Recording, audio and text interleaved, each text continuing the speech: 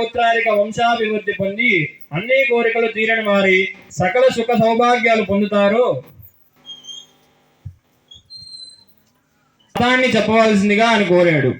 అందుకు సమాధానంగా శివుడు, నాయన కుమారస్వామి, సర్వసంపాత్కరము ఉత్తమమైన ఆయుష్కార్థము సిద్ధిప్రదాయము అయిన వినాయక వ్రతం అనేది ఒకటి ఉంది. దీనిని భాద్రపద శుద్ధ చవితి నాడు ఆచరించాలి.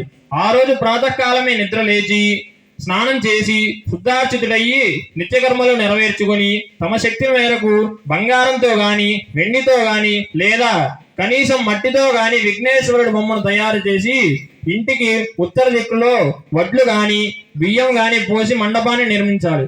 అష్టదళ పద్మాన్ని ఏర్పరిచి గణేశ్వర ప్రతిమను ప్రతిష్ఠించి శ్వేతగంధాక్షత పుష్పాద్రులతో పూజించి ధూపదీపాలను వెలగ నేరేడు చెరుకు మొదలైన ఫలమును ప్రత్యేక రకముగా 21 ప్రకారము నివేదించి నృత్య గీత వాద్య పురాణ పఠనాదులతో పూజను ముగించి యథాశక్తి వేద విధాయులకు విప్రులకి దక్షిణ తాంబూలాదులు ఇచ్చి బంధు భోజనంతో కలిసి నూనె ఉపయోగించకుండా నేతితో చేసిన వివిధ భక్ష్య భోజనాలతో భోజనం చేయాలి.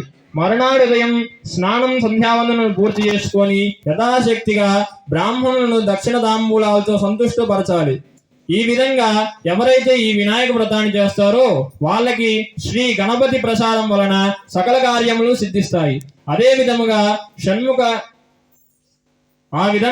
షణ్ముఖునికి శివుని చెప్పబడిన ఈ వ్రతాన్ని నువ్వు కూడా ఆచరించు. గతంలో విదర్భ యువరాణి దమయంతి ఈ వ్రతం చేయడం వలనే తాను ప్రేమించిన నలమహారాజును పెళ్లాడింది. విఘ్నేశ్వర జననము. పూర్వకాలంలో గజాసురుడను గజారూపము గల రాక్షసుడు శివుని గురించి తపస్సు చేయగా అతని తపస్సుకు మెచ్చి శివుడు అతని ఉదరంలో నివాసం ఉండేటట్లుగా వరం ఇచ్చాడు. కైలాసంలో పార్వతీదేవి శివుని జాడ తెలియక కంగారు పడుతూ అన్వేషించగా శివుడు గజాసురుడు ఉదరమునందు ఉన్నాడని తెలుసుకొని శ్రీహరిని ప్రార్థించి ఎలాగైనా శివుణ్ణి రక్షించి బయటకు తీసుకురమ్మని వేడుకుంది. అంతటా శ్రీహరి శివుని వాహనమైన నందిని చిత్రములుగా అలంకరించి గంగిరెద్దు మేళము వారిలా వేషము ధరించి గజాసురుని దగ్గరకు వెళ్లి నందిని గంగిరెద్దులు ఆడించి మెప్పించి వరము కోరుకునేలా చేసెను. అంతటా శ్రీహరి గజాసురునితో నీ ఉదరమునందు ఉన్న శివుడు కావాలి అని కోరగా వచ్చినవాడు శ్రీహరిని కనిపెట్టి తనకు మరణం సంభవించిందని భావించాడు.